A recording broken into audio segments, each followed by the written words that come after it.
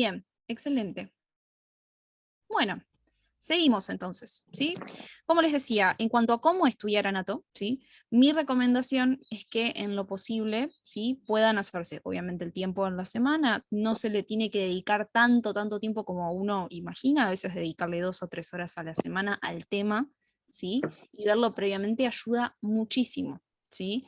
Así que, como les decía, como recomendación personal de ayudante, ¿sí? Les recomiendo mucho entonces que básicamente entonces, nada, se le dedican por lo menos 3 horas a la semana, ¿sí? Y traten de tener el tema de la semana fresco. Bien, entonces, como venía diciendo, Luisina, disculpa, ¿podés apagar el micrófono? Gracias. Bien, excelente. Entonces, como les venía diciendo, ¿sí? Vamos a empezar específicamente con los primeros temas de anato. Con lo primero que vamos a empezar y con lo básico es con la posición anatómica y la nomenclatura, ¿sí? Entonces, ¿qué es la posición anatómica? ¿Sí? La posición anatómica es una posición estándar, ¿sí? Para estudiar entonces todo lo que es el cuerpo humano, ¿sí? La anatomía la estudiamos a partir de esa posición estándar. ¿Qué significa estándar? Significa que básicamente todo el mundo, en todo el mundo, se estudia la anatomía en esta misma posición para evitar, ¿sí? Que a su vez se pueda utilizar, digamos, otro método o no coincidan los métodos de estudio. Entonces, la posición es básica, ¿sí? Es la posición que va a utilizarse en todo el mundo para estudiar la anatomía, ¿sí? Bien, entonces, ¿cómo es esta posición? Vamos a tener vamos a tener varias cuestiones acá, ¿sí? La primera es que fíjense que la mirada de esta persona está hacia el frente, ¿sí? Entonces decimos que la mirada, ¿sí? Está hacia el frente, ¿sí? Entonces, ¿qué vamos a decir además? Fíjense que la posición es erguida, ¿sí? O sea, eso significa que el tronco está completamente recto. Decimos entonces que lo que es el torso va a estar erguido. Los miembros superiores, que son esto, desde el hombro hasta los dedos, van a estar en leve abducción. Abducción significa que se separa de la línea media del cuerpo, ¿sí? Con las palmas, como se puede ver acá, en supinación. Supinación es esto que está haciendo la persona en el dibujo, ¿sí? Si girara la palma en el sentido contrario, ¿sí? Eso sería pronación. Más adelante, los que hagan el curso, vamos a ver, digamos, lo que son los movimientos. Acá en este caso, ¿sí? No en esta clase al menos, ¿sí? Porque tampoco se los van a tomar en lo que es generalidades ahora, sino que los movimientos se suelen ver más cuando se empiezan a ver los músculos. Mi recomendación personal, otra más, háganse su propio cuadro de músculos, o en caso de que puedan, sí, miren el de lo que es el netter está bastante bueno el cuadro, ¿sí? Tengan en cuenta para los que son de la UBA, a diferencia de lo que es la plata, no utilizan al Netter como, o sea, lo utilizan como atlas, pero no lo utilizan como bibliografía, ¿sí? O sea, lo que son inserciones del Netter no las pueden decir en el examen, pero sí, la realidad es que están bastante buenas. Bien, entonces, fíjense que los miembros, ¿sí? Inferiores están juntos, los talones, ¿sí? Están juntos, y los pies están en una posición, en esta posición que es eversión, en leve eversión, es decir, que fíjense que las puntas de los pies están apuntando hacia afuera, ¿sí? Hacia externo. Entonces tiene los talones juntos y entonces el resto del pie en eversión. Vamos a decir dos cosas más que se suelen agregar y se agregaron ahora hace poco. Siempre se dice que en posición anatómica vamos a tener la lengua aplicada al paladar y el pene erecto, ¿sí? A pesar de que no lo vean así en los libros de anatomía, pero se dice siempre que tenemos la lengua aplicada contra el paladar y el pene erecto, ¿sí? Eso es la posición anatómica básica. Ahora, ¿qué más podemos decir acá? ¿Sí? Que me parece importante. Además, ¿sí? Vamos a poder trazar ejes y vamos a poder hablar ahora, ¿sí? Un poquito de nomenclatura. Todo lo que antes llamábamos arriba, ahora se va a llamar superior, ¿sí? Se acabó arriba, no existe, ¿sí? Entonces vamos a hablar de superior. También podemos hablar de cefálico o de craneal, ¿sí? Entonces, siempre hablamos de superior, de cefálico o de craneal. ¿Ok? Nunca más decimos arriba, eso es importantísimo. Abajo, lo que era abajo antes, ahora le decimos caudal. ¿Sí? O inferior. Bien. Se le puede decir caudal o inferior. Nunca más digan abajo. ¿Sí? Después vamos a tener entonces una línea media, ¿sí? Y todo lo que esté alejado, entonces de la línea media también va a tener un nombre. Entonces, vamos a hablar de que tenemos también derecha e izquierda, exactamente igual a como conocíamos hasta ahora, hasta el momento.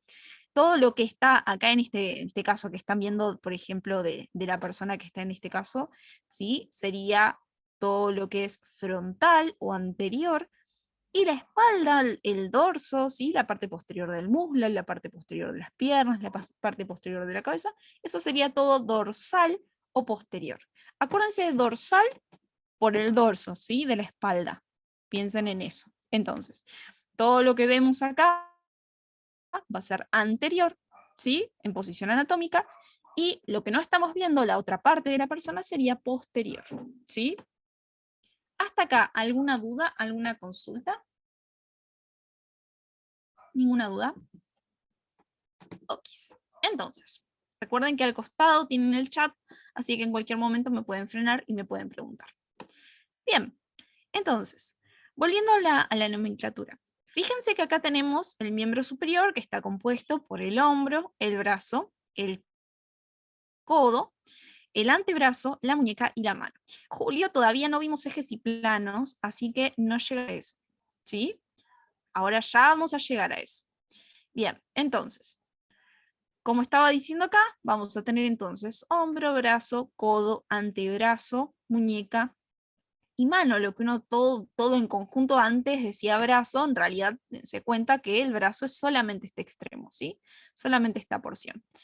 Entonces, fíjense que en el miembro inferior ustedes van a tener lo que es la cintura pélvica, van a tener el muslo, la rodilla, vamos a tener a la pierna, que es solamente este segmento, ¿sí? Uno le dice pierna a todo, pero en realidad la pierna es este segmento, el tobillo y el pie, ¿sí?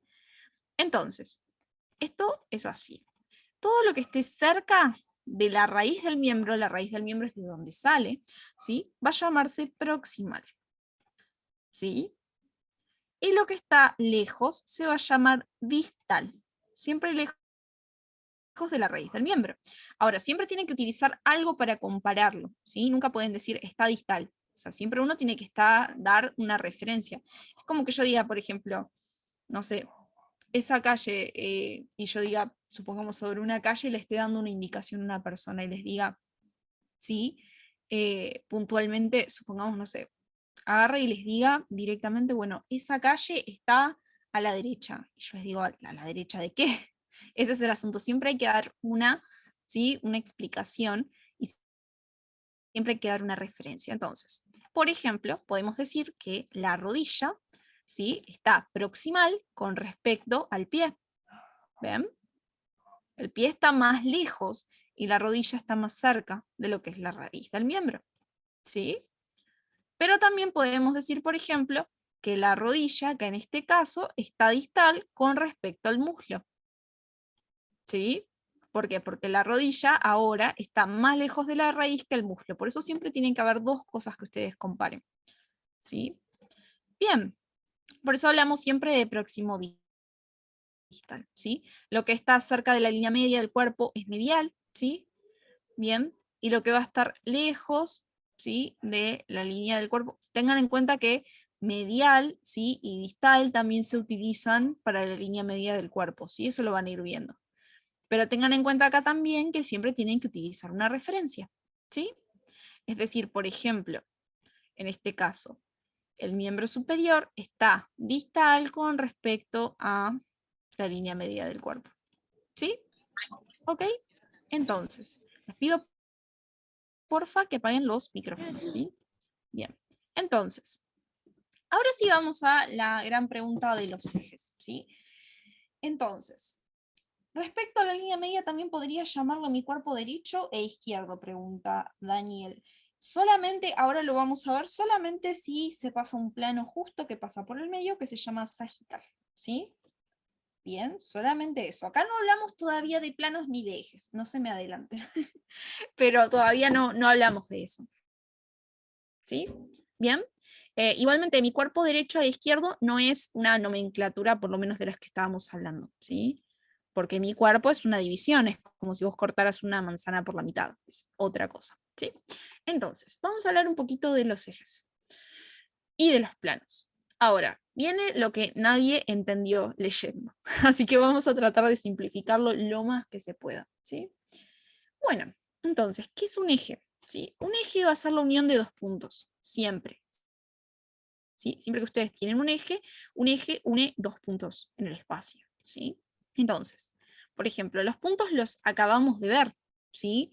Por ejemplo, el eje vertical o longitudinal une el punto superior con el punto inferior. ¿Sí? Entonces, al unir superior e inferior, va a formarse entonces el eje longitudinal. ¿Sí? Ustedes piensan que los ejes son lo que tenemos, estos tres ejes justamente son los que tienen todos los cuerpos tridimensionales.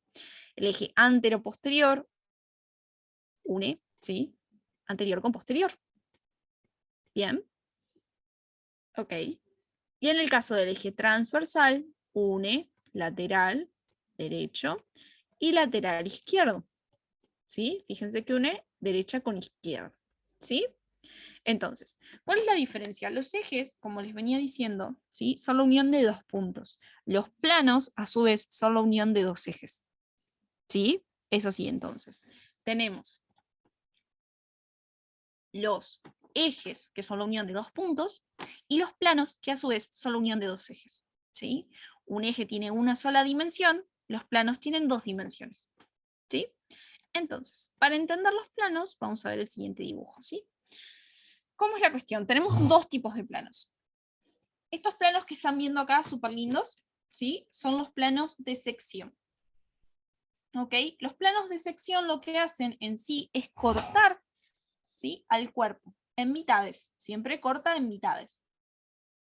¿Sí? Entonces, un plano tiene dos dimensiones, se forma a partir de dos ejes, ¿sí? Y va a tener entonces la función, en este caso, de cortar, ¿sí? Corta. Puntualmente, estos son los planos, como les decía, de sección. Ahora, cuando tenemos a la estructura dentro, ¿sí? Como si fuera de una especie de casa, de caja, perdón, no de casa, de casa, de caja, ¿sí? Como la tenemos acá, por ejemplo, como si fuera un exhibidor, eso se denominan planos limitantes. ¿Los vamos a ver acá? Sí. Igualmente ya los conocen, ¿sí? Pero ahora los vamos a ver. Imagínense, yo siempre uso la misma analogía, imagínense, ¿vieron ese acto bizarro de los magos? En donde tienen que meter a la secretaria adentro de, al asistente, no la secretaria al asistente, la tienen que meter adentro de una caja y la van cortando, ¿sí? En diferentes partes, con cuchillas. Bueno, imagínense que la caja en la que justamente meten al asistente, ¿sí? Van a ser los planos limitantes, mientras que los planos de sección van a ser los que van cortando las cuchillas que van cortando, ¿sí? ¿Ok? Entonces, lo primero que vamos a ver van a ser los planos justamente de sección, que son estos, ¿sí? Entonces, en este caso tenemos justamente lo que sería el plano axial, ¿sí? Esto está, perdón, está en otro idioma. Vamos a tener el plano axial, ¿sí? Que el plano axial entonces pasa justo dividiendo, ¿sí? En este caso, lo que va a ser una mitad superior y una mitad inferior, ¿sí? Ahora les voy a contar un detalle para que nunca se pierdan con esto, ¿sí? Entonces, fíjense que el plano corta, el plano axial corta justo en una mitad superior y en una mitad inferior, ¿sí? En el caso del frontal, fíjense que es un plano que corta en una mitad anterior, esto sería una mitad anterior, y esto sería una mitad posterior. Y en el caso del sagital, fíjense que corta en una mitad derecha y en una mitad izquierda. ¿Sí? Siempre corta en mitades. Bien. El sagital es el único que tiene que ser estricto y tiene que pasar justo por la línea media, dividiendo el cuerpo derecho e izquierdo, pero el resto no, ¿sí? El frontal puede pasar un poquito más adelante, por ejemplo, un poquito más anterior, un poquito más posterior, o en el caso del axial podría haber sido acá, por ejemplo, ¿sí? O sea, podría haber sido mucho más alto. Bien, no tiene que ver en sí, como les venía diciendo, con los cortes, o sea, no tiene que ver en sí tanto con lo que van a ser las mitades, sino que tiene que ver puntualmente con que puede cortar a cualquier altura, ¿sí? Como una salchicha, por ejemplo. La salchicha no la tienen que cortar justo por la mitad, la pueden cortar en cubitos, por ejemplo, no en cubitos, en circulitos, a todas las alturas. Eso sería un corte axial, ¿sí? El único que es estricto, estricto, estricto y siempre tiene que pasar entonces por la mitad exacta es el sagital. Todos los que van a correrse, ahora los vamos a ver, pero todos los que se corren de la línea media se llaman parasagitales, ¿sí? Entonces, vamos ahora con lo que va a ser entonces el plano axial, ¿sí? Entonces, tienen que fijarse, ¿sí? Para darse cuenta entonces cómo está formado, qué ejes lo están conformando. Entonces, fíjense que tenemos un eje que une izquierda con derecha y un eje que une anterior y posterior. ¿Se acuerdan qué ejes eran? Vamos a ponerle el eje A y el eje B, ¿sí? Entonces, ¿qué eje de los que teníamos nos unía derecha con izquierda? ¿Se acuerdan? Pueden escribirlo al costadito. Si no, vuelvo para atrás, si no se acuerdan. Fíjense acá. Muy bien, el transversal, exactamente. ¿Ven? Unía derecha con izquierda, ¿se ve? Muy bien, perfecto. Entonces, teníamos uno que unía anterior con posterior, ¿sí? Entonces, ¿cuál era ese? ¿Se acuerdan? ¿Ven? El eje antero-posterior, ¿sí? Julio, fíjate, como dije, que teníamos acá en este caso los planos conformados entonces por ejes. Siempre los planos están conformados por dos ejes. Hay tres ejes en total en el cuerpo. Uno no participa y los otros dos participan formando el plano, siempre, ¿sí? Hay un pequeño truco que yo utilizaba mucho cuando estudiaba, ¿sí? Tranqui, Andro, ya te los vas a acordar, te los van a repetir hasta la muerte. Te los van a repetir todos los días, por cansancio los vas a aprender. Entonces, fíjense que hay un detalle, yo se los voy a poner acá, al costado. Tienen longitudinal, ¿sí? Van a tener el transversal, ¿sí? Y por último, van a tener el anteroposterior, ¿sí? Son esos tres los planos. Los ejes, perdón. Entonces, ¿sí? Fíjense, siempre está conformado por dos, ¿ven? ¿Ven? En este caso está conformado por dos. Tenemos un eje acá y un eje acá. En este caso también tenemos un eje y un eje, ¿sí? O sea, los planos se conforman siempre por dos ejes, ¿sí? Entonces, en este caso, fíjense que el plano axial, que me divide entonces en una mitad superior y en una mitad inferior, el plano axial entonces, ¿sí? Va a estar conformado por el eje lateral, ¿sí? O transversal, también se llama así, y el anteroposterior, ¿se ve? Hay un truco que sirve mucho para aprenderse los ejes cuando todavía no se lo saben y los tienen que decir casi de memoria, y ese truco es puntualmente fijarse cuál es el eje que no participa, ¿sí? ¿Cómo nos fijamos qué eje no participa? ¿En qué mitades divide? ¿Sí? En este caso, por ejemplo, el lateral, ¿sí? El lateral o transversal, ¿sí? Que une derecha con izquierda. Y en este caso vamos a tener el antero-posterior. Fíjense que está faltando uno, el longitudinal.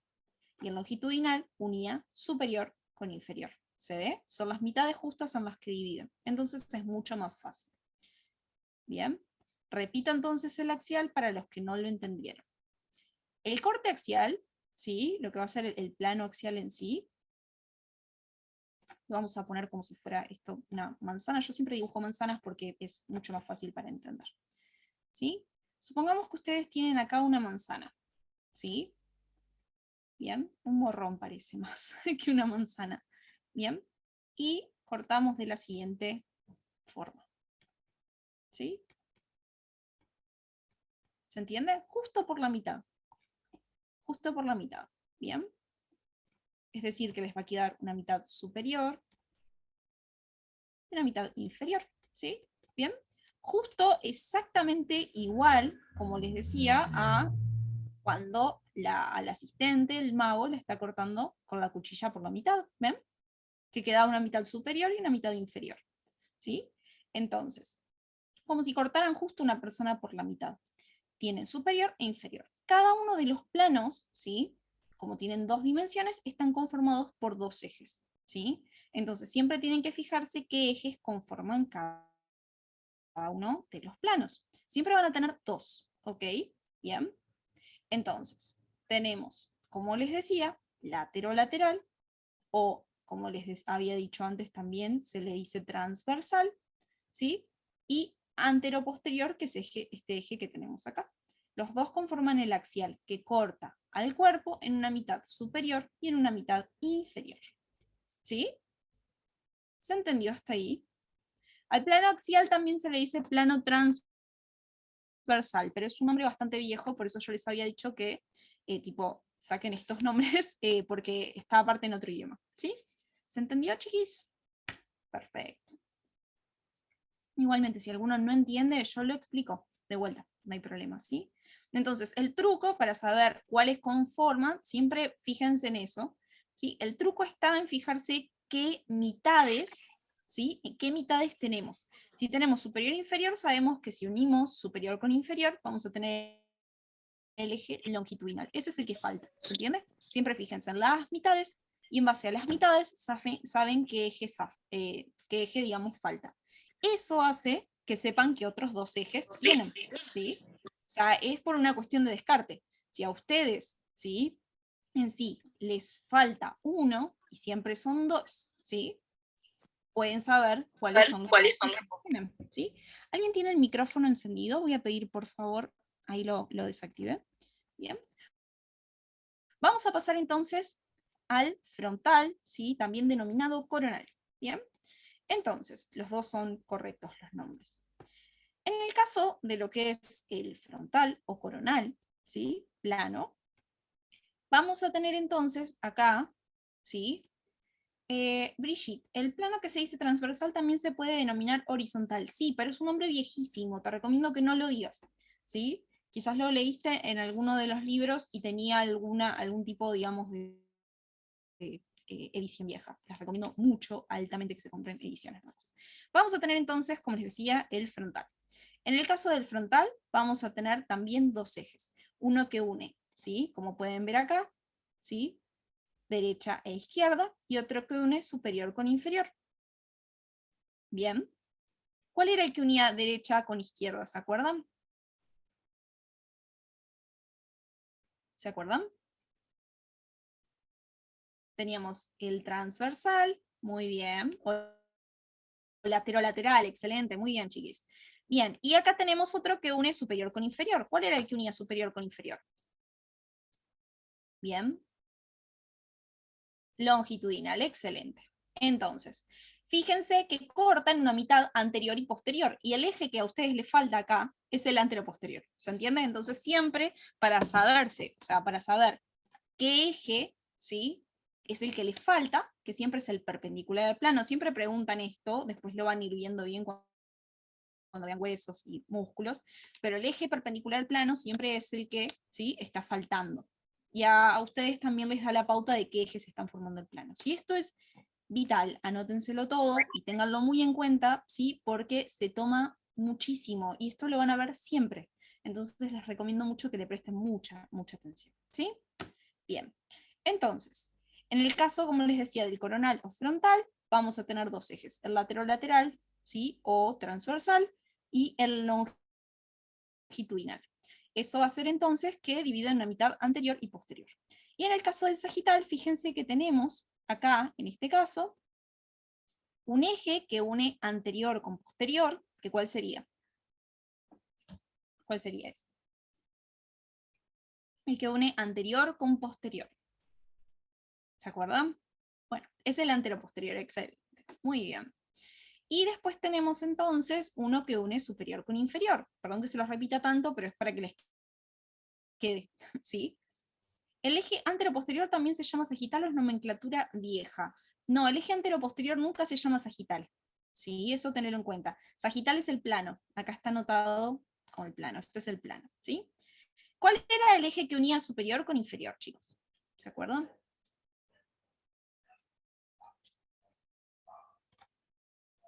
Longitudinal, excelente, muy bien Morena, muy bien Rocío, muy bien Valentina. Entonces, el plano sagital va a estar conformado por el eje antero-posterior y el eje longitudinal. ¿Cuál es el que nos falta? ¿Cuál es el que no estaría participando del plano? Fíjense. ¿Sí? Hay uno que no está participando del plano. ¿Cómo nos damos cuenta? ¿Sí? Por las mitades en las que divide. ¿Sí? El transversal o lateral. Excelente, lo entendieron enseguida, chicos. Es re difícil entender esto, así que muy bien, perfecto.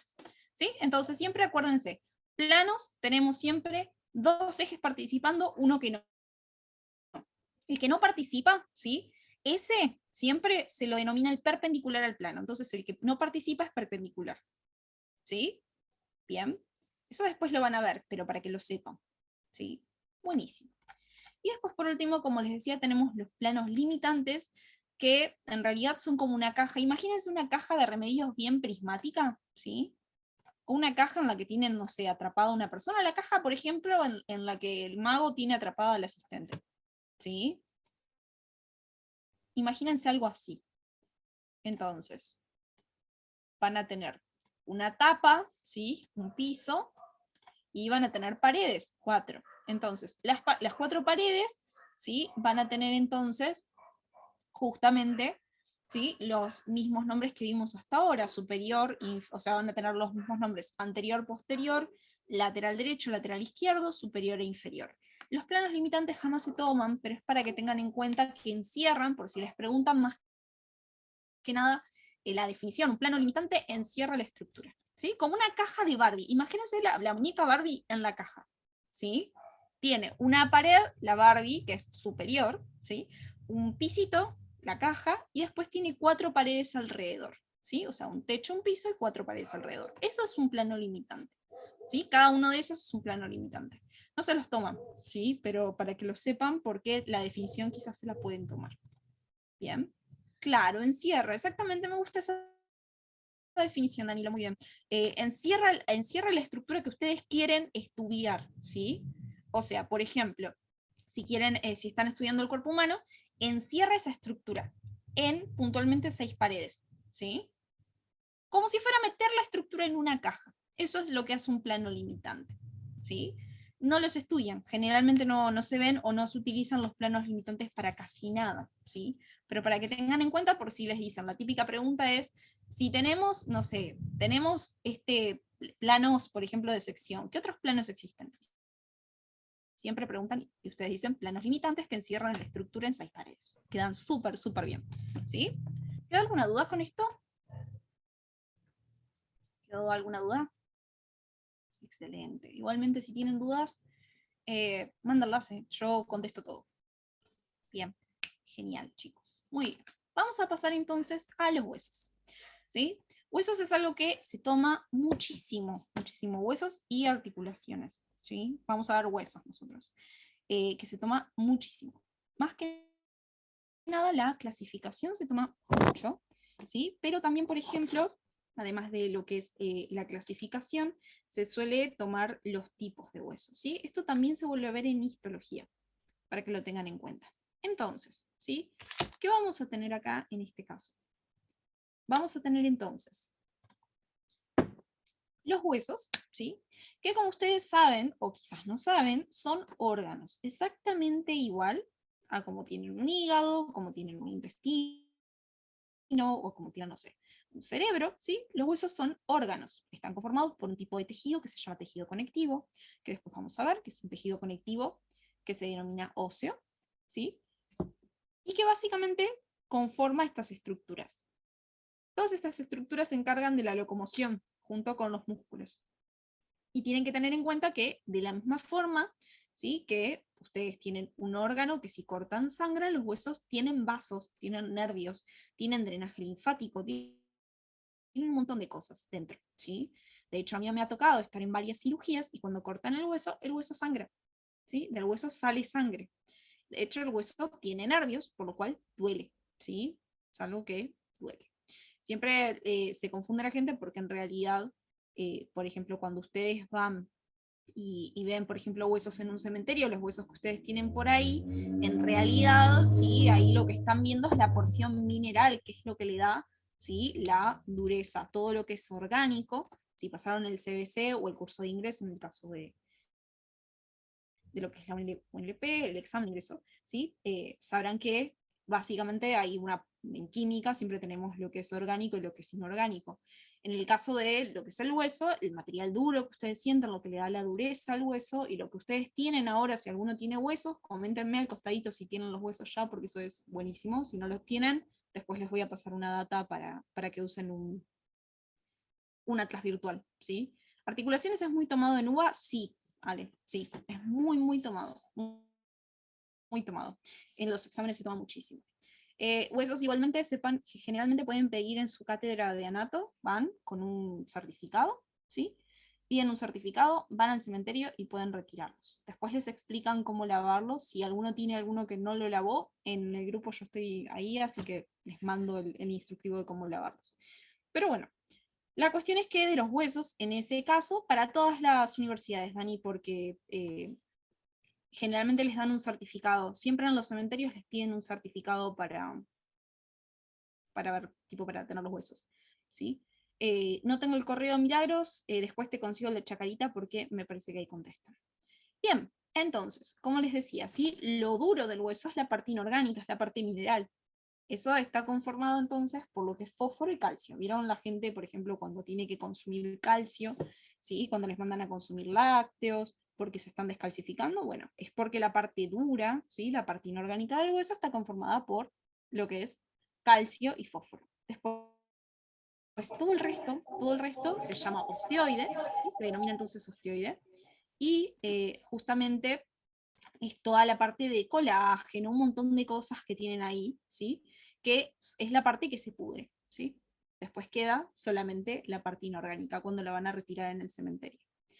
Ahora, el hueso, como les decía, es un organismo vivo, o sea, no es un organismo, sino que es un órgano vivo, ¿sí?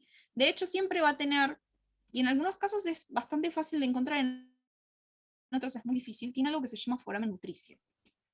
¿Qué es el foramen nutricio? Es un pequeño huequito, ¿sí? Que van a encontrar calcio y fósforo, Milagros. Van a encontrar un pequeño orificio, un pequeño foramen, ¿sí? En alguno de los huesos. Si alguno tiene huesos, lo puede buscar, ¿sí? Que es un pequeño conducto por el cual pasa la arteria nutricia, que es la arteria que va a irrigar al hueso, ¿sí? Los huesos, de hecho, si no son irrigados, tienen bastantes problemas, bastante problemas. Se pierden muchos huesos por no ser irrigados. Entonces, por el foramen nutricio pasa todo lo que es justamente, ¿sí? La irrigación para el hueso. Para que ya lo sepan, ¿sí? Sepan que los huesos en sí tienen un sistema de irrigación, ¿sí? Bastante importante, que está dado entonces, como les venía diciendo, ¿sí? Por la arteria nutricia. Ahora, estos huesos además van a tener, o vamos a tener, digamos, a grandes rasgos, a nivel macroscópico, dos tipos de hueso. Vieron que la parte de afuera de los huesos, si comieron hueso de pollo se habrán dado cuenta también, la parte de afuera de los huesos es lisa y es muy dura, ¿sí? Es muy compacta. A eso lo llamamos hueso compacto. El hueso compacto es ese hueso duro, bien resistente, que tiene por fuera. Muy bien, David, exactamente. Y el hueso esponjoso es el hueso que tienen dentro, que si han visto también en el hueso de pollo o en cualquier hueso que hayan visto, los huesos dentro tienen celdillas, ¿sí? Tienen celdillas, son así, son todos como un queso de Gruyère, ¿sí? ¿Y por qué tienen estas celdillas? Porque como les dije, tienen que pasar vasos dentro, ¿sí? O sea, imagínense que hay toda una red de vasos súper grande en el hueso que tiene que ir pasando por esos conductitos, ¿sí? Entonces va a tener esa porción que es esponjosa. Y además, ¿sí? Lo que tiene el hueso esponjoso es que es muy útil, y ahora lo vamos a ver con las diferencias de las composiciones en los distintos huesos, que es muy, digamos que por decirlo así, es como muy bueno ¿sí? Para justamente repartir presión, ¿sí? O sea, ¿qué es lo que va a suceder?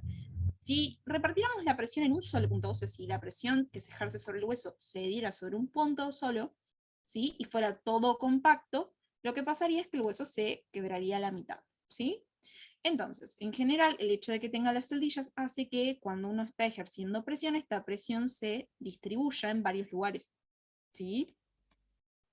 Es como, ¿vieron las camas de clavos? Si no conocen lo que es una cama de clavos es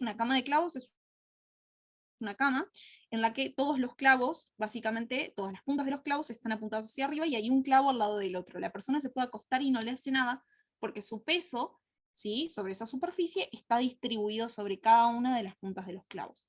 Funciona exactamente igual el hueso, ¿sí? El hueso esponjoso lo que hace es redistribuir la presión. Y además deja pasar los vasos, que es muy importante.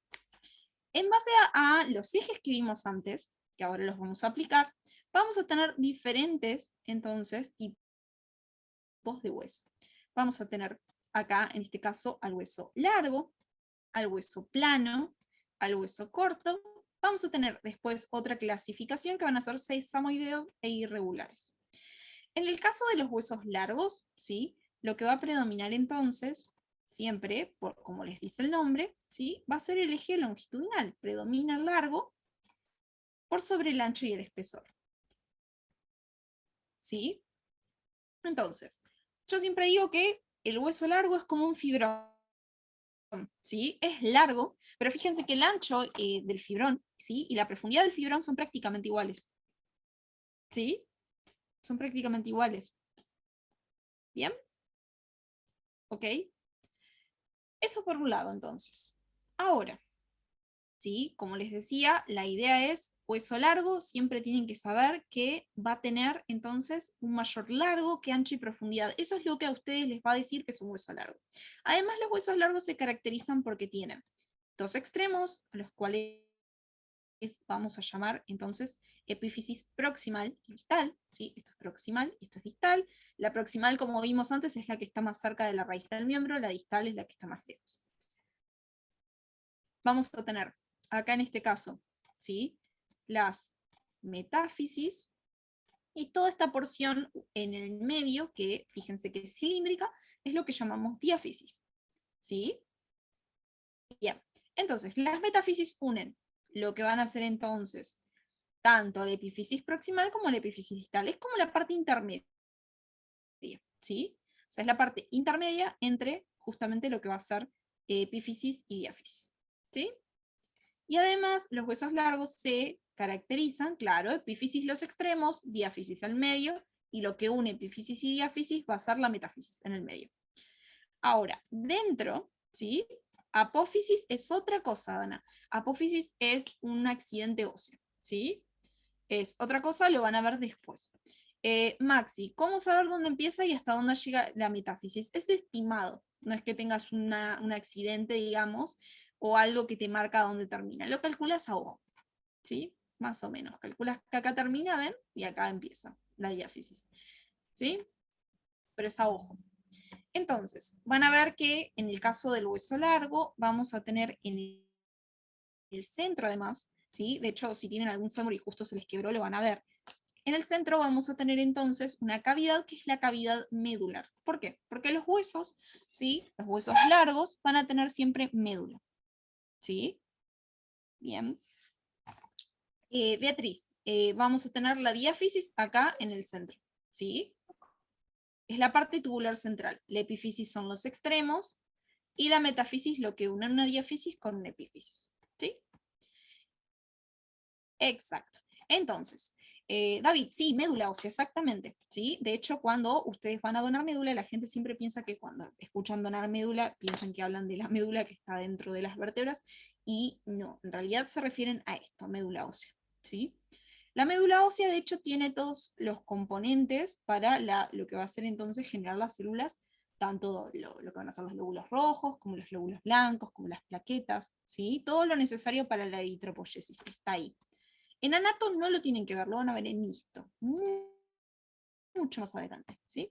Vamos a tener los huesos cortos, a su vez, ¿sí?, que van a tener la particularidad de que tienen todas las dimensiones similares, ¿sí? Es como si fuera un cubito, ¿sí? No son cubos perfectos nunca, pero las dimensiones son similares, no hay una, digamos, una dimensión, ¿sí?, que prime sobre la otra.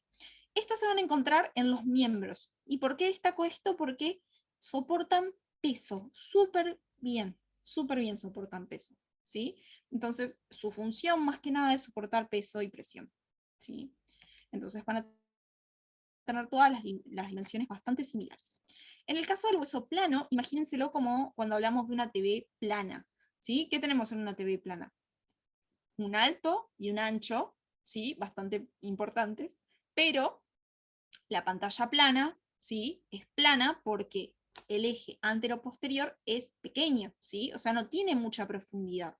Bien, como un teléfono, fíjense que el alto y el ancho de la pantalla son grandes, pero cuando le ponen de costadito el teléfono es finito, ¿sí? Entonces, cuando tenemos un hueso plano funciona exactamente igual, ¿sí? Vamos a tener entonces, justamente, ¿sí?, un hueso que va a tener un alto y un ancho determinados, ¿sí? Pero lo que va a ser entonces la profundidad, ¿sí?, va a ser entonces, nada, va a ser pequeña, ¿sí? O sea que predomina el alto y el ancho por sobre la profundidad. En el caso de las vértebras, no. En el caso de las vértebras hablamos de huesos irregulares. Los huesos irregulares son los que no podemos clasificar. Es como que todo lo que no entre dentro de esa clasificación va ahí. Un hueso irregular, por ejemplo, es una vértebra. Las vértebras tienen accidentes, muchos accidentes óseos por todos lados, y es como que no se las puede clasificar dentro de un solo grupo, ¿sí? Por eso en realidad están así. Y en el caso del hueso sesamoideo es un hueso que tiene forma de semilla de sésamo. ¿Vieron las semillas de las hamburguesas? La próxima vez que vayan a comer alguna cadena de comida rápida, fíjense la forma, ¿sí?, de lo que va a ser entonces la semilla de sésamo, ¿sí? Tienen esa forma. Un ejemplo es la rótula, el hueso que tienen en la rodilla, ¿sí? Va a ser un hueso sesamoideo, pero hay huesos sesamoideos por todos lados. Bien, un detalle importante que me parece súper importante para aclarar. El hueso largo tiene función de palanca, ¿sí? ¿Qué significa eso? Mueve, ¿sí? Es decir, el hueso largo se va a encargar, por eso va a estar en los miembros, ¿sí? Y se va a encargar del movimiento. En el caso del hueso corto, va a soportar presión, por eso tenemos huesos cortos en el pie, por ejemplo, ¿sí? Y el hueso plano va a proteger cavidades. Piensen en los huesos del cráneo, por ejemplo, que protegen la cavidad craneana en donde está el cerebro. Tienen también a las costillas, por ejemplo, que van a proteger a la caja torácica, van a tener, en el caso, por ejemplo, ¿sí?, de los huesos planos, también van a tener al hueso puntualmente al coxal, el hueso de la cadera que protege la pelvis, ¿sí? Entonces, todos esos, ¿sí?, van a ser justamente huesos que protegen cavidades, ¿sí? La escápula, por ejemplo, después lo van a ver. El esternón, muy bien, buen ejemplo. Los metacarpianos. Los huesos cortos son así como los de las vértebras de la columna, no dijimos que son irregulares. Los metacarpianos son huesos largos, ¿sí? Tienen función de columna, perdón, de palanca, como les decía. ¿Dónde se encontraron los huesos largos? Se encuentran en los miembros, ¿sí? ¿Ok? Los huesos largos se suelen encontrar en los miembros. Tenés el fémur, tenés, por ejemplo, al cúbito, al radio, ¿sí? Los metacarpianos son huesos largos.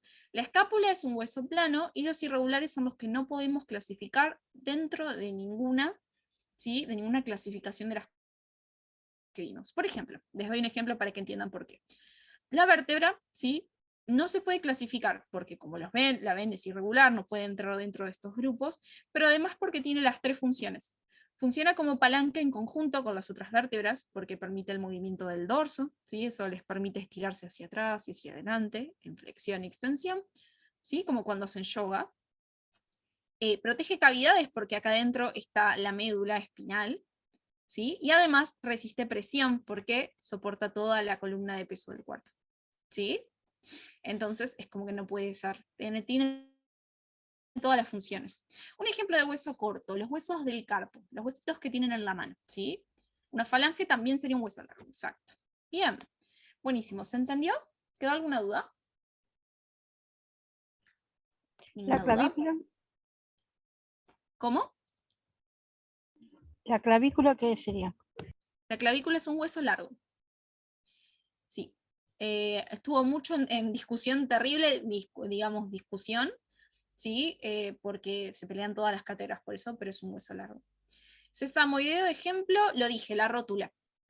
Por ejemplo, es el hueso que tienen en la rodilla. Si ustedes tocan su rodilla ahora en ese momento, lo que hace redondita su rodilla es justamente el hueso sesamoideo. ¿Bien? La función de los huesos cortos es soportar presión, ¿sí? En el caso de los huesos sesamoideos no hay una función en específico. Bien, entonces, pasamos al siguiente. Vamos a ver un poco de embrio, ¿sí? Cualquier duda que les haya quedado de anato, entonces me mandan mensaje al grupo, me arroban, ¿sí? Y nada, me avisan. Bien, vamos a pasar a embrio, ¿sí? ¿Qué vamos a ver en embrio hoy? Vamos a ver ciclo sexual femenino, ¿sí? Claro, en una radiografía, muy bien, Dani, se ven los sesamoideos en los pies también. Bueno, entonces, con respecto a lo que es entonces el ciclo sexual femenino, ¿sí? Básicamente es lo primero con lo que a mí por lo menos me gusta mucho arrancar porque es muy tomado, es una cosa que es terriblemente tomada, es el principio de embrio, ¿sí? Así que nada, me gusta siempre compararlo, de hecho ahí lo van a ver acá en este caso, comparado incluso con los distintos ciclos, tanto del ovario como del útero, ¿sí? Entonces, fíjense, el ciclo sexual femenino, que va a ser un ciclo que dura 28 días, ¿sí? Y va a estar regulado por distintas hormonas, ¿sí? Ahí las pueden ver justamente en distintos colores, ¿sí? Pero bueno, la idea es la siguiente, ¿sí? Este ciclo es justamente un ciclo porque se repite cada 28 días. ¿Ok? Siempre se repite cada 28 días. ¿Ok? ¿Hasta ahí vamos? ¿Alguna duda?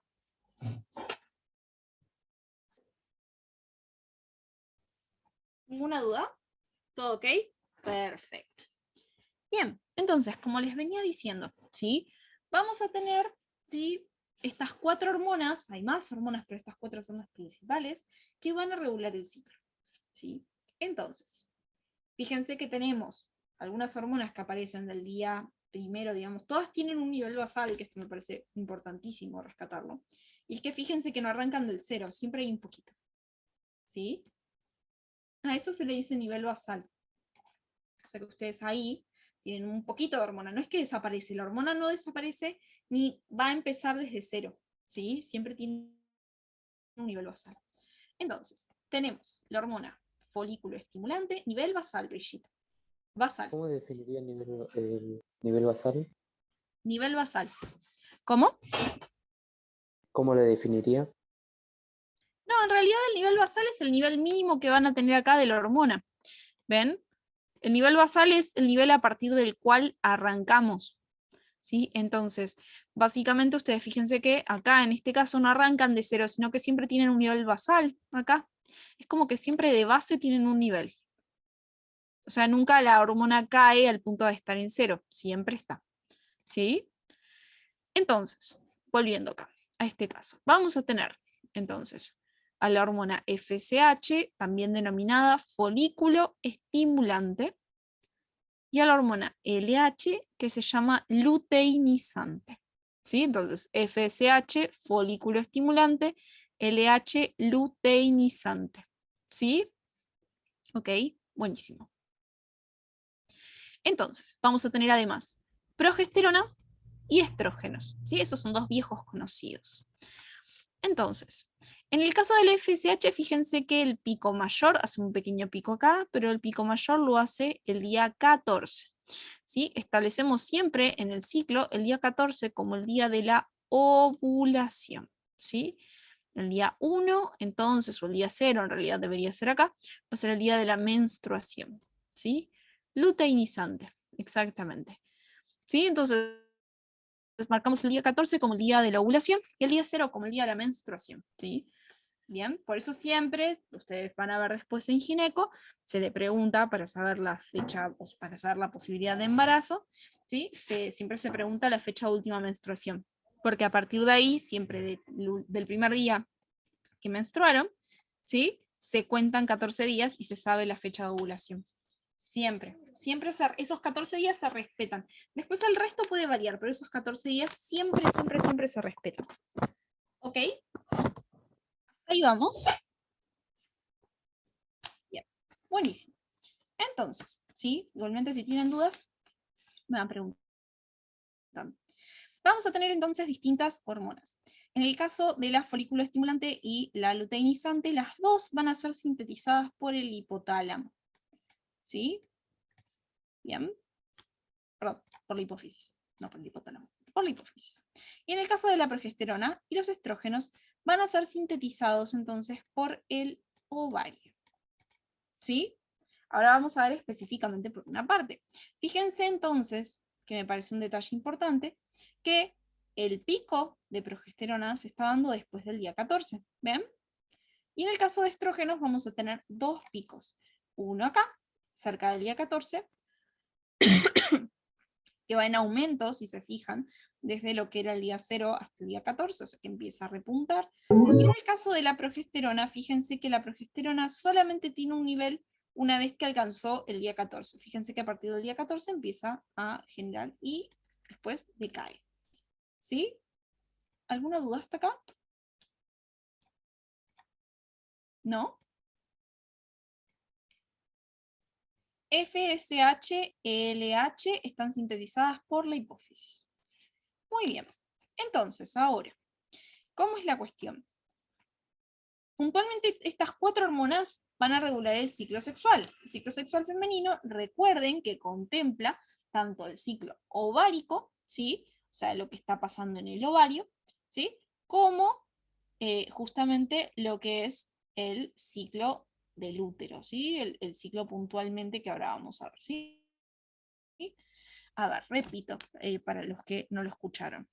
La progesterona y el estrógeno, ¿sí? Van a estar liberados por el ovario. Y después FSH, LH por la hipófisis, ¿ok? ¿Ahí quedó claro? Bien. Entonces, pasando justamente a lo siguiente, ¿sí? Lo que tienen que saber ustedes, ¿sí? Es que van a tener, en este caso, ¿sí? Un ciclo ovárico y un ciclo menstrual que van a estar regulados por estas hormonas, ¿sí? Entonces, fíjense acá. En el día 0, que está acá, ¿ven?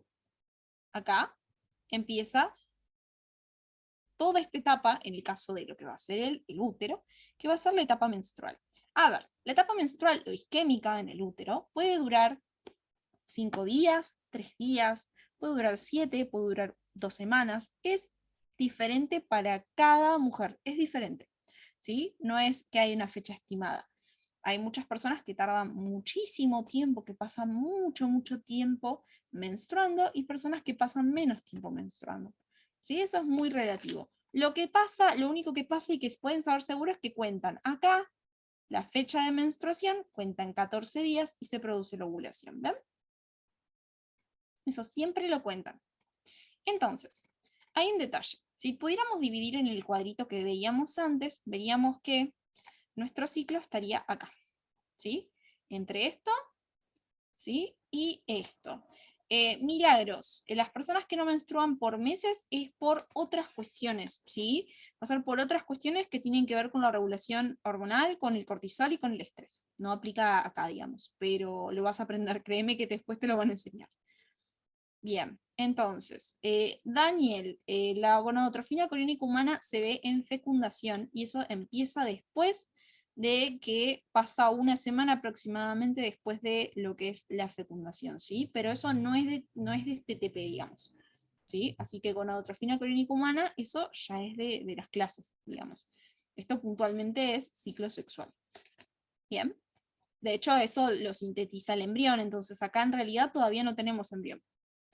Bien, entonces nuestro ciclo se puede resumir en esto que están viendo acá, ¿sí? Es decir, bien, vamos a tener entonces, ¿sí? Una primera etapa, acá en este caso, que va a ser la etapa isquémica o menstrual, en el caso de lo que va a ser el útero, ¿sí? La etapa isquémica o menstrual, ahí vamos a tener la menstruación, que como les dije puede durar bastante. Lo único que no se corre es que a partir de la fecha de inicio de la menstruación, 14 días, ovulación, ¿sí? Entonces, creo que respondí ahí tu duda, Patricia. Contás la fecha en la que menstruaste, puntualmente la fecha del primer día de menstruación, y de ahí en más, 14 días, siempre. ¿sí? Ahí tenés la ovulación. Por eso siempre en gineco, las que fueron al ginecólogo, van a ver que les dicen fecha de última menstruación y les preguntan siempre, siempre. Bien, por eso. Entonces, tenemos la fase isquémica, acá en este caso, ¿sí? Que es el principio. En este caso, en la fase isquémica, acá, lo que vamos a tener es, justamente, después vamos a ver, pero vamos a tener poca o una caída de la progesterona. En el caso siguiente, fíjense que acá se fue básicamente lo que es el endometrio, que es la capa, ¿sí? Que cubre el útero. Es toda una capa de epitelio que cubre el útero, que siempre se va en la menstruación y que vuelve a crecer. Fíjense que durante los días de menstruación cae, ¿sí? Fíjense que acá, en los días de menstruación, se pierde.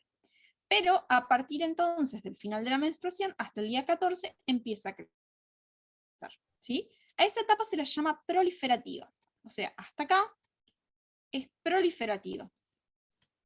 ¿Sí? Ok. Bien, entonces tenemos la etapa proliferativa. Y luego del día 14, una vez que ya se produce la ovulación, pasamos a una etapa que es la etapa secretora. Entonces, ¿qué es lo que sucede acá puntualmente? Vamos a compararlo, ¿sí? Vamos a compararlo entonces con, les voy a dibujar acá el cuadrito de las hormonas, ¿sí? Recuerden que ustedes, ¿sí? A esta altura, ustedes tenían, ¿sí? A los estrógenos que hacen un pico acá aproximadamente, y después tienen un nivel basal, ¿sí?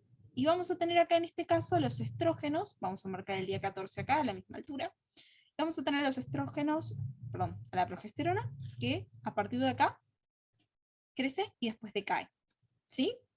Y acá, en el día 14, teníamos los picos de LH y FSH, que son los que producen la ovulación, ¿sí? Ahora, tienen que ver que hay una relación directa entre la etapa proliferativa y el estrógeno y la etapa secretora y la progesterona. ¿Se ve? Eso, fíjense que siempre predomina una y otra en el ciclo. O sea, tienen el predominio al principio, ¿sí? De lo que es acá, en este caso, ¿sí? Se puede ver que predomina el estrógeno en la proliferativa, que va del final de la menstruación hasta el 14, ¿sí? Bien. Y en el caso de la secretora, ¿sí? Fíjense cómo predomina la progesterona, ¿sí? Ok, no es casual eso. Ahora vamos a ver por qué, ¿sí? ¿Alguna duda hasta acá? ¿Ninguna duda?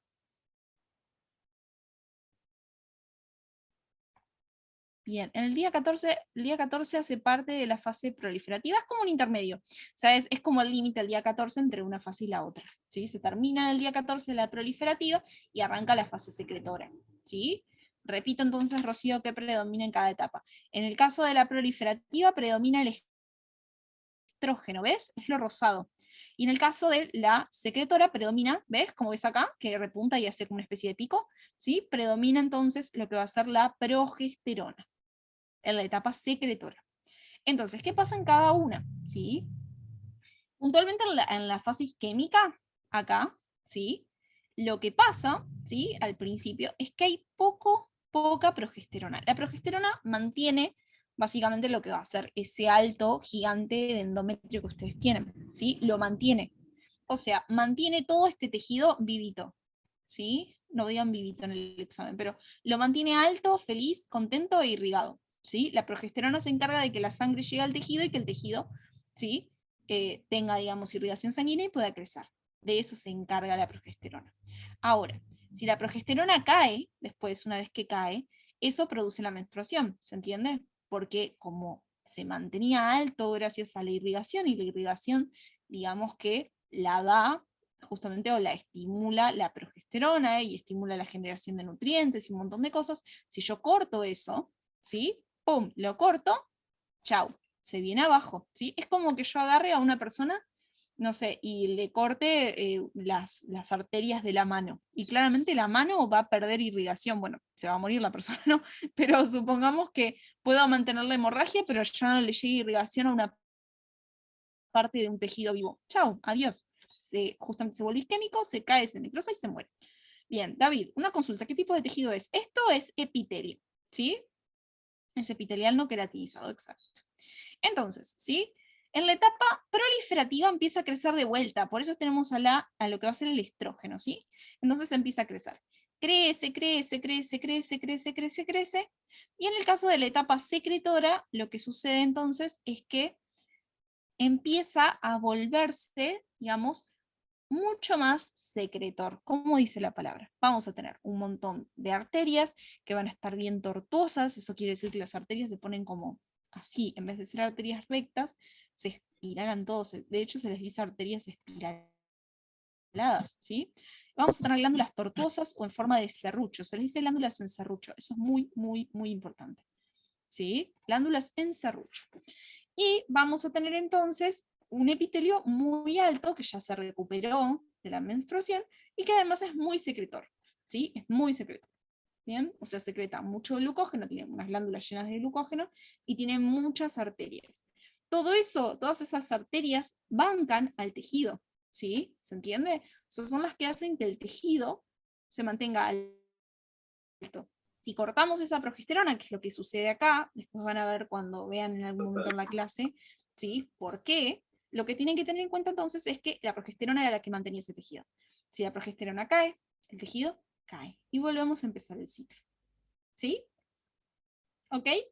Ahora, ¿qué va a pasar con el ovario? Porque ya aprendimos qué pasaba con el útero, ¿sí? Pero ¿qué va a pasar con el ovario?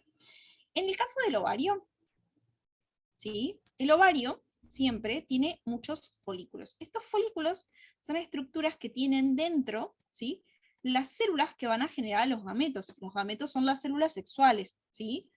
En este caso, ovocitos, ¿sí? Entonces, van a tener ovocitos dentro. Son como pequeños nidos en los cuales ustedes van a tener un montón de células sexuales dentro, ¿sí? Bien, ahora, siempre, todos los meses, ¿sí?, hay un folículo que crece mucho más, que se llama folículo de Graf. El folículo de Graf se escribe G-R-A-F-F, ¿sí? Es el folículo más grande, ¿sí? Es el que va a ovular, de hecho, ¿sí? Es el que va a liberar al ovocito. Entonces, una vez que el ovocito se va, ¿sí? Que esto recuerden que pasa por el pico de LH y el pico de FSH en el día 14, ¿sí? Una vez que se va todo este tejido que teníamos acá, porque el ovocito se va con algunas células, deja todo, es como mudarse de una casa con lo opuesto y una mochila y que todos los muebles queden, digamos, ¿sí? Como ven, todo el tejido que tenían ahí, ¿sí?, se queda, todo lo que eran las células que lo rodeaban, las células del folículo.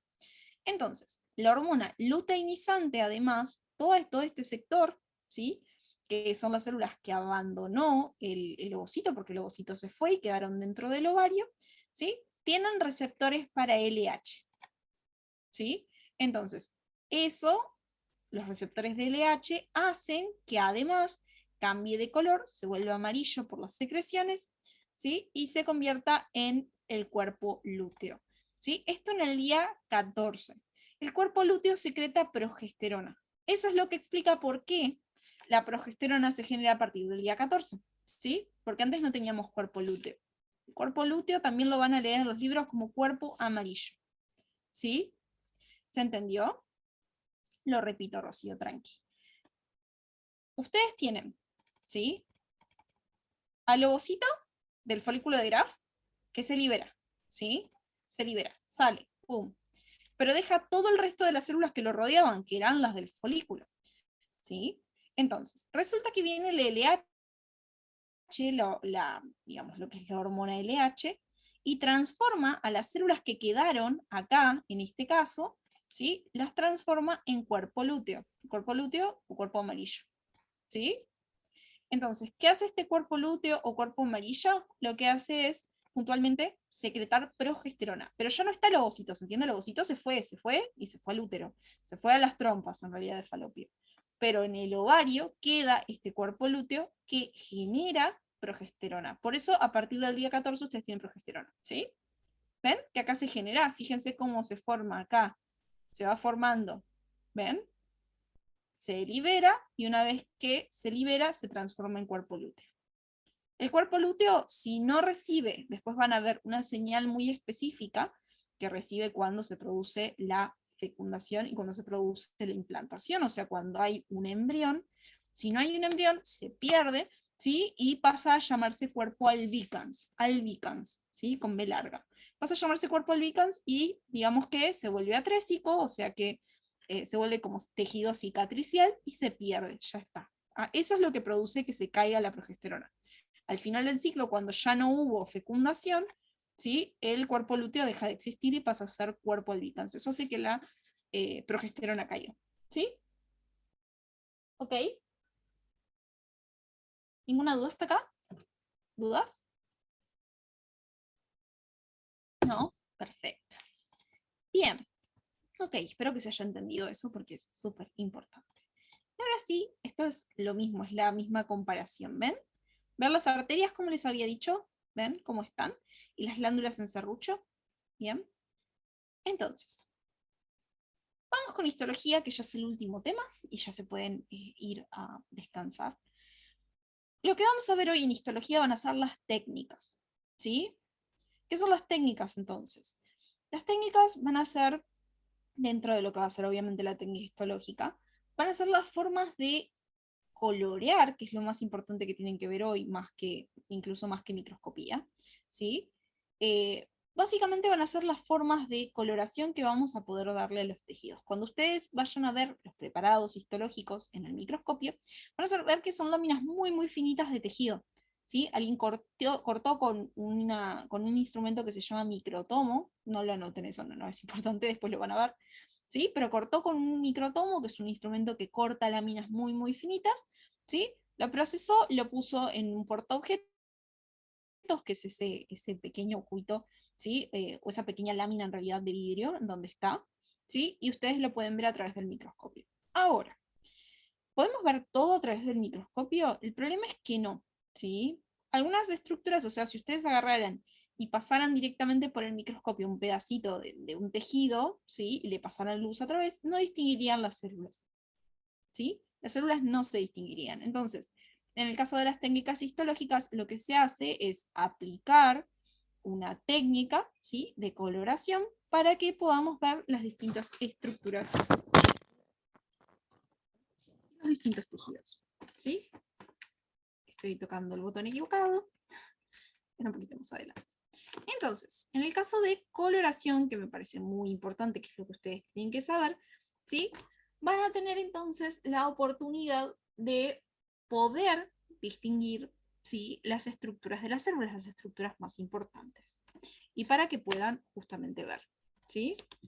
Bien, entonces, además, como les dije, ¿sí? Los colorantes son todas las sustancias que pueden transferir color a otro cuerpo. Bien, ahora, esto es está escrito y es un montón, pero en básico, sí, o sea, básicamente esto lo que les dice es que tienen dos teorías en cuanto a la coloración, una teoría física y una teoría química, ¿sí? Entonces, ¿qué significa eso? Vamos a tener algunos colorantes, supongamos que estas son dos células, ¿sí? Una célula, otra célula acá, ¿sí? Y acá tienen su núcleo.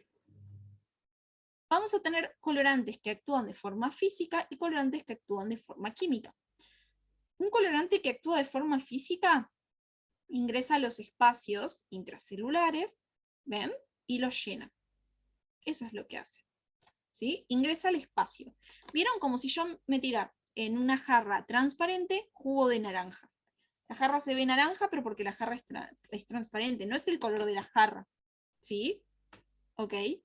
O como si yo metiera en una jarra azul, ¿sí? Supongamos Coca-Cola, se vería mucho más oscura, pero no es el color de la jarra, es el color de lo que tiene dentro, ¿sí? Eso es lo que es la técnica, justamente, la técnica química, perdón, física. Y la técnica química lo que dice es que en realidad, ¿sí? Lo que cambia puntualmente, ¿sí? En los colorantes químicos va a ser la estructura, o sea que ya se mete con la estructura, ¿sí? Química de la célula va a pasar a ser color verde. No es que, o sea, se va a mezclar, ¿se entiende? Con lo que va a ser la célula. La va a alterar químicamente hasta el punto en el que la convierte en una célula color verde. ¿Sí? ¿Se entiende? Entonces, ¿cuál es la diferencia? En este caso se altera la estructura química, ¿sí? O sea, se altera la estructura. En la otra es solamente un envase en donde ingresa algo que tiene color, y eso hace que se vea de color. ¿Sí? Bien, ¿se entendió? En este caso cambia la célula, ¿sí? Bien, ¿ninguna duda hasta acá? ¿Venimos bien? Ok, vamos a empezar con, sí, Maxi, decime tu pregunta. A todo esto, recomendación, las técnicas léanlas del ROS, ¿sí? Más que nada porque el ROS los tiene... No se refiere a eso, Maxi. Se les dice teoría física y teoría química, pero no son teorías reales, es un nombre, nomás. Es El un ROS no nombre. especifica la extracción de la muestra, pero pasa directamente a la fijación. Pero por eso dije que para coloración, yo no hablé de técnica histológica. Por eso recién Ah, les dije, perdón. lo que es técnica de coloración, eso sí, veanlo en el ROS, ¿sí? Que es excelente. Bien, vamos entonces a la hematoxilina y a la eosina. Esta le tienen que prestar mucha atención porque es la que se toma en todos los exámenes. Esto es lo primero que tienen que saber y lo más importante en histología. Así que si le prestan atención, lo aprenden hoy y ya lo pasan, ¿sí? Entonces, vamos a ver tres técnicas que son las básicas. HIE, Sudán, y vamos a ver técnica de Schiff, ¿sí? O PAS. Entonces, HIE es la técnica de rutina, ¿sí? Se considera la técnica de rutina. Eso quiere decir entonces que es la técnica que más se utiliza, ¿sí? Es la técnica que más se utiliza, ¿sí? Entonces, en todo lo que es justamente, ¿sí?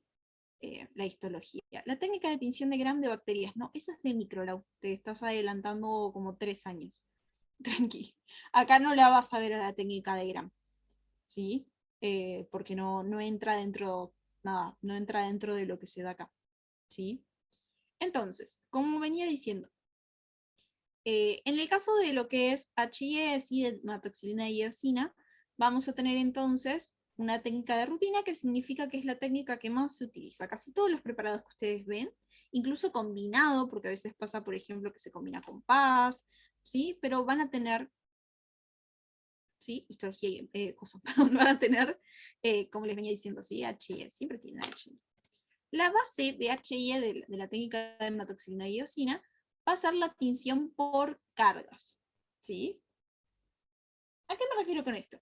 ¿Sí? Ustedes saben la regla de positivo, ¿sí? Negativo, ¿bien? Es decir, se las tienen que haber enseñado. El positivo y el positivo se repelen, el negativo y el negativo se repelen, y el positivo y el negativo se atraen. Es la ley de atracción, exactamente. Entonces, como venía diciendo entonces, ¿sí? Básicamente, ¿qué sucede entonces? Vamos a tener esta ley de cargas, ¿sí? O la ley de atracción. Las cargas opuestas se atraen, exactamente eso, ténganlo muy en cuenta porque es la base, ¿sí? Es la base entonces de lo que va a ser la técnica. Sí, milagros, positivo, negativo se atraen, el resto se repele, ¿sí? O sea, positivo con positivo se repele, negativo con negativo se repele, ¿sí? Solamente positivo y negativo se atraen. Entonces, como los imanes, exactamente igual. Entonces, ahora, ¿sí?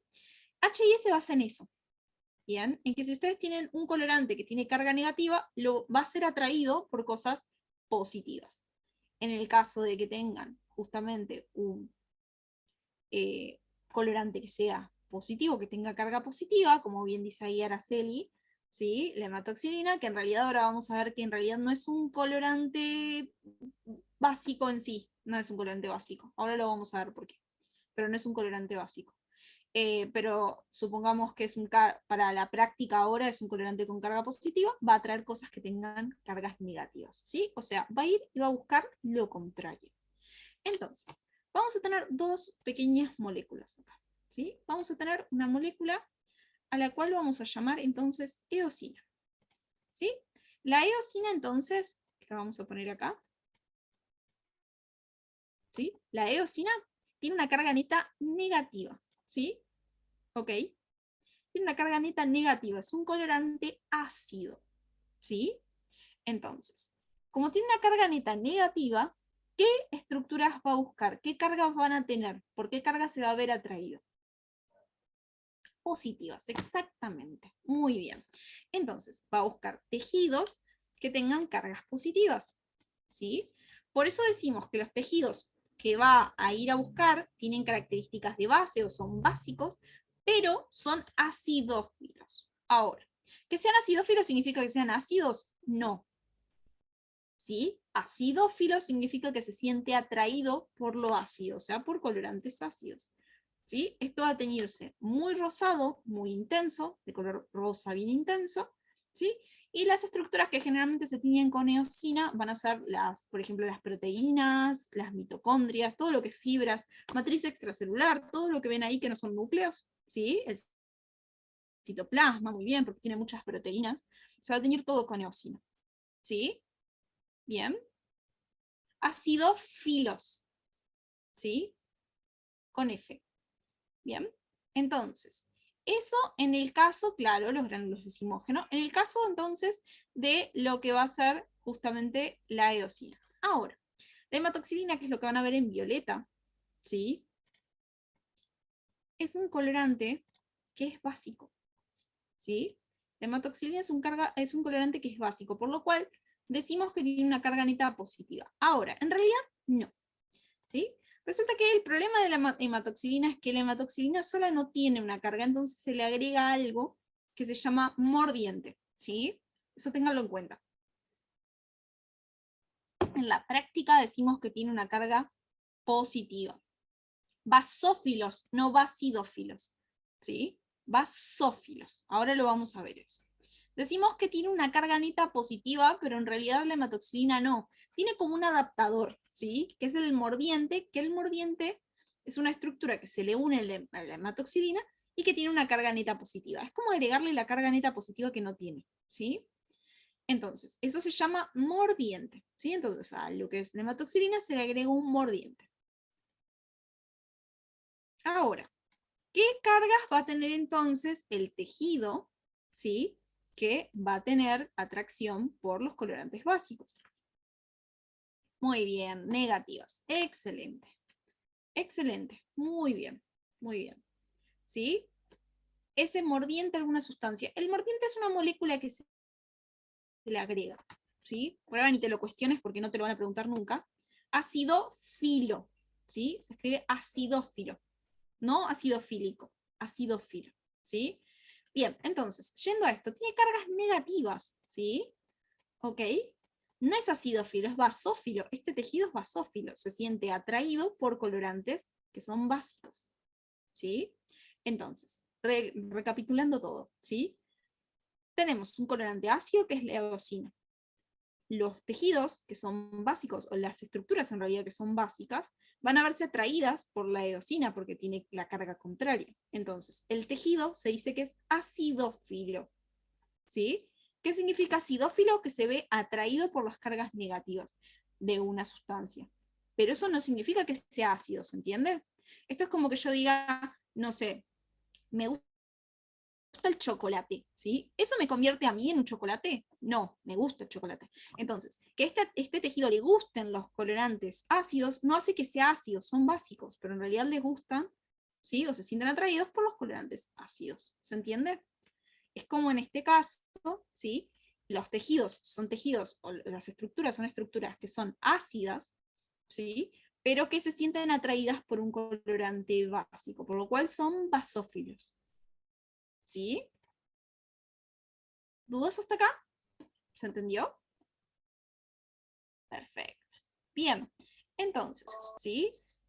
La hematoxilina es la acidófila, ¿verdad? No. La hematoxilina no es acidófila, de hecho la hematoxilina es un colorante, ¿sí? No tiene afinidad por nada, o sea, tiene afinidad por los tejidos justamente que van a estar acá, pero no tiene que ver con eso. Lo que es acidófilo es este tejido que habíamos hablado acá, que se ve atraído por la eosina, ¿sí?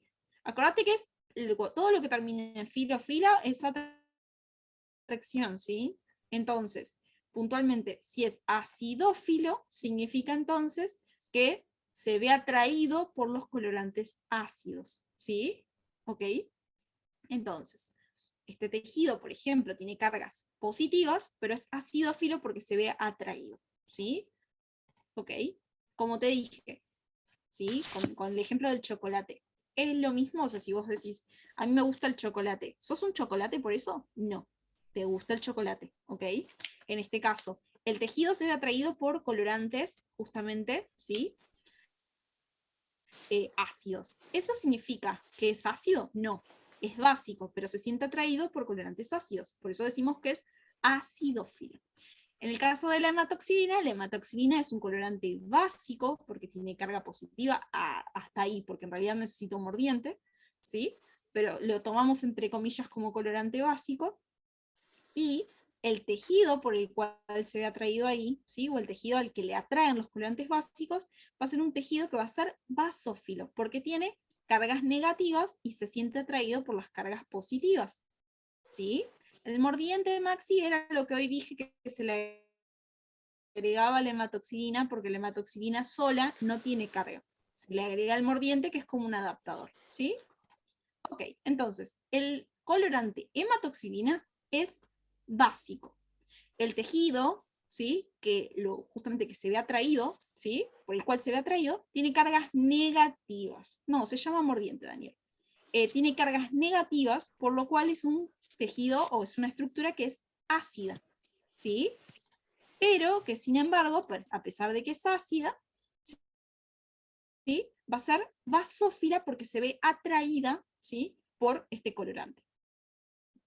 Todo lo que termina en filo es como, me gusta esto, ¿sí? Entonces, si es acidófilo, significa a este tejido le gustan los colorantes ácidos, o se ve atraído por los colorantes ácidos, que sería lo correcto. ¿Bien? ¿Qué vamos a tener dentro de lo que van a ser estructuras que tienen carga negativa? Las conocen, ¿sí? El ADN y el ARN. Entonces, los núcleos, que son los que tienen el ADN, se van a ver muy, muy, muy atraídos por la hematoxilina. Por eso, fíjense que los núcleos son todos violetas. ¿Ven? Todo lo que vean como punto violeta es un núcleo. ¿Ok? ¿Quedaron dudas acá? ¿Dudas? ¿Ninguna duda? Perfecto. Bien. Genial, buenísimo. Bien, los que están al costado, no sean tímidos, hablen y pregunten más que nada porque esto es importante. Y nos quedan los dos últimos. Todos Esto es a esos puntitos, nivel intracelular, Araceli, sí, es a nivel intracelular. todos Bien, esos puntitos bien oscuros son en el núcleo. todos esos puntitos son núcleos. Ah, bien. Morena. Ah, Bianca no, de nada. Espero verte por ahí. Y después morena, los tejidos negros entonces tienen ADN y ARN. En realidad son estructuras y puntualmente son núcleos, ¿sí? Bien, los núcleos, como pueden ver acá, todos están teñidos entonces. Ah, los espacios negativos. Los espacios negativos no son los blancos. Todo lo que se dice espacio negativo u ópticamente negativo son los blancos. No, a veces es que queda algún espacio suelto o a veces son vasos, ¿sí? Eso es otra cosa. Después lo van a ver. Bien, entonces, ¿se entendió? ¿Ok? Repito justamente de vuelta los tejidos, ¿sí? Entonces, esto anótenselo y ténganlo tipo como un cuadrito, ¿sí? Ténganlo como un cuadrito aparte, ¿sí? Siempre, entonces. Los tejidos eosinófilos van a ser entonces proteínas mitocondrias. Los tejidos basófilos van a ser ARN, ADN, o las estructuras, no los tejidos en realidad, estructuras. A ver, ¿la eosina es acidófilo? No, no, Brigitte. La eosina es un colorante ácido, no es acidófilo. ¿Sí? Bien. ¿Se sienten atraídos al núcleo porque están en los electrones? Sí, o sea, se sienten atraídos en realidad al núcleo, puntualmente el núcleo ahí capta los colorantes básicos porque tiene ARN y ADN que tienen cargas netas negativas. ¿Sí? ¿Ok? Perfecto. Buenísimo. Bien, ¿en qué te perdiste? Ahí, me parece que ahí, con lo de los tejidos. Repito de vuelta entonces la listita, ¿sí? Eosinófilos, ¿sí? Eosinófilos van a ser proteínas, ¿sí? Proteínas van a ser entonces matriz extracelular, todo lo que es, por ejemplo, fibras, ¿sí? Todo eso, y mitocondrias.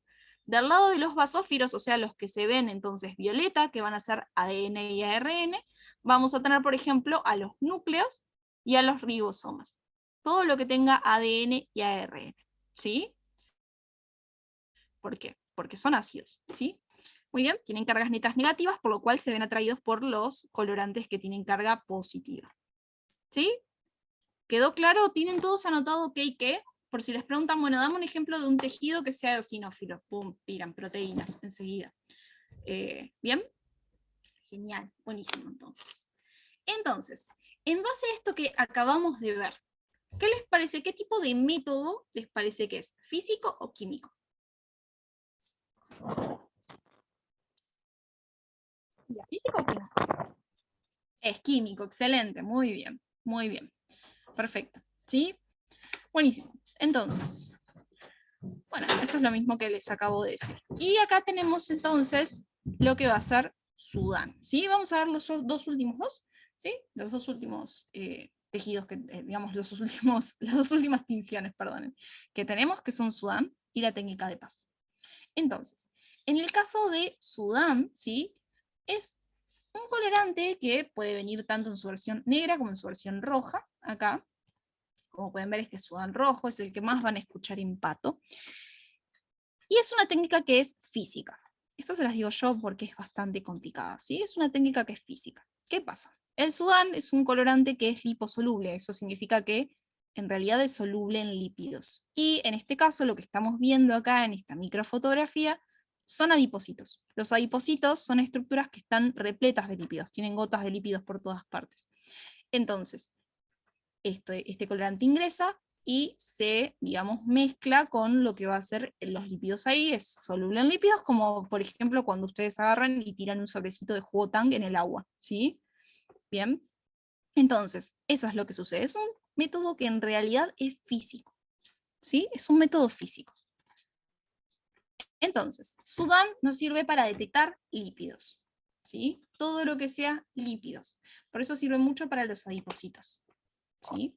Y por último, si ya hablamos de detectar lípidos, hablamos de detectar proteínas, hablamos de detectar ácidos nucleicos, ¿sí? Como por ejemplo el ADN o el ARN, nos va a faltar, ¿sí? Un cuarto grupo, que son los hidratos de carbono. ¿Cómo detectamos los hidratos de carbono?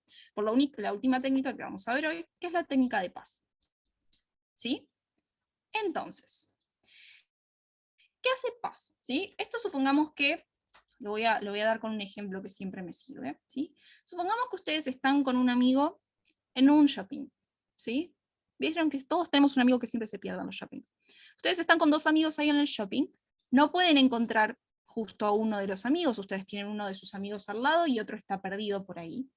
Y su amigo les dice, ¿sabes qué? Para que vos lo encuentres, yo voy a agarrar, ¿sí? Un sombrero, voy a correr entre la gente y cuando lo encuentre va a ser un sombrero rojo gigante, se lo voy a poner y vos lo vas a poder encontrar, ¿sí? ¿Por qué? Porque entre todas las cabezas no se veía, pero si yo le pongo algo que lo identifique, yo lo puedo encontrar. Eso es lo que hace la técnica de paz, ¿sí? ¿Ok? Diana, ejemplo de Sudán lo dije, los adipocitos, ¿sí? Entonces, ¿cómo hacemos con el asunto, ¿sí? De paz? Paz hace lo siguiente, ¿sí? Resulta que los hidratos de carbono, ¿sí? Que en este caso vamos a hacer una pentosa, acá. Vamos a hacer un hexosa, me gustan más las hexosas. Vamos a hacer una hexosa. Entonces, tenemos un hidrato de carbono acá. El hidrato de carbono no puede ser teñido justamente con el reactivo de Schiff, que es el que lo va a hacer ver bien, bien, bien teñido en este color, como ven, súper, súper, súper violeta, muy violeta. Entre violeta y rosa en realidad, es un color bastante fuerte como un fucsia. ¿Sí? No puede ser teñido porque el reactivo de Schiff, que es el que tiñe, ¿sí? No va a detectar al hidrato de carbono, no lo detecta. Si ustedes lo ponen sin pasarlo previamente por otro paso, ¿sí? No lo va a detectar. ¿Cómo hacemos eso entonces? Primero hay un primer paso, que es pasar al hidrato de carbono por un ácido que se llama ácido periódico, ¿sí? El ácido periódico lo que hace es generar en alguna parte del hidrato de carbono, ¿sí? Un grupo, ¿sí? Que puede ser o cetona o aldehído. Quédate tranqui, Antonella, que es random, la imagen no se puede mover porque está así, pero no te perdés de nada. Quédate tranqui. Ahora se los digo lo que puede teñir, ¿sí? Entonces, préstenle más atención a la explicación porque eso es lo que se van a llevar, ¿sí? El ácido se llama ácido periódico, ¿sí? Entonces, el ácido periódico es lo primero. ¿Qué es lo que hace? Es como ponerle el sombrero rojo, ¿sí? Como les dije, no se puede teñir, sí es un hidrato de carbono solo. Se pasa por un ácido que se llama ácido periódico y eso genera un grupo cetona o un grupo aldehído. ¿Sí? Cualquiera de los dos. Ahora, ¿sí? Entonces, la cuestión, ¿sí? Es que ¿por qué queremos un ácido, por qué queremos pasarlo por un ácido periódico, ¿sí? Que ya de por sí ya pueden darse cuenta que es una técnica química esto, ¿sí? Porque estamos cambiando la estructura. Ahora, el reactivo de Schiff reacciona a aldehídos y acetonas, ¿sí? ¿Ok? Entonces, es ponerle, ¿sí? Al tejido, o sea, ponerle al tejido que yo estoy analizando algo, ¿sí? Para que el color tome, ¿ok? Entonces, lo paso primero por lo que va a ser el ácido periódico, ¿sí? Y ese sería el amigo que va por el medio del shopping y agarra el sombrero y se lo pone, ¿sí? Al otro amigo, un sombrero gigante para que ustedes lo detecten, que en este caso el sombrero sería un grupo cetona o un grupo aldehído, ¿sí? Y después entonces, ya la tinción, ¿sí? Sería el ácido periódico, perdón, el ácido periódico, el ácido del reactivo de Schiff, ¿sí? O sea, primero lo paso por el ácido periódico, creo este grupo cetona o aldehído, y por último entonces, ¿sí? Lo paso por el reactivo de Schiff. El reactivo de Schiff es lo que da el color, ¿se entiende? Pero sí o sí tengo que tener grupo cetona o grupo aldehído. Entonces, dos pasos siempre. Primero ácido periódico y después reactivo de Schiff. Ahora, la técnica de PAS, ¿qué va a tener? Todo lo que tenga hidratos de carbono. Entonces, el glucocálix de las células, va a tener las membranas celulares, lo que va a ser, por ejemplo, las células caliciformes, todo lo que sea hidratos de carbono, todo lo que tenga hidratos de carbono, por ejemplo, van a haber algunas glándulas que secretan hidratos de carbono, ahí también, ¿sí? Van a tener glándulas que específicamente secretan hidratos de carbono, ¿sí? ¿Ok? Bien. ¿Alguna duda hasta acá? Bien. Entonces, genial. Bien. Finalmente Khan va a venir a la casa hoy. Eso no lo sé, señora. ¿Cómo? Hola. ¿Alguien preguntó algo? Bueno, entonces, como venía diciendo, ¿sí? Nada, ahora obviamente va a volver Agustín y probablemente les diga alguna cosa más, pero bueno, ¿alguna duda? ¿Les quedó algo? ¿Alguna duda en particular? ¿Les quedó alguna duda, chicos? Bien, buenísimo. Entonces, ya cerrando, justamente entonces, como les decía, ¿sí? Por cualquier duda, fíjense que ahí, ¿sí? Agustín puso ya varias veces el número del apunte. Yo, de hecho, doy cursos ahí justamente en el apunte, así que, nada, la idea justamente es que si les interesó, si les gustó, nos recomienden o, ¿sí? Cualquier cosa pueden agarrar y llamar al número o preguntar en el número, ¿sí? Ahí lo está poniendo justamente. ¿Para dónde va? ¿Sí? Para eso. Bien. Entonces, ¿todo esto es del primer TP? Sí. PAS no sería físico, es químico porque cambia la estructura de la célula. ¿Sí? Así que bien. Perfecto, chicos. Agustín, ¿estás por ahí?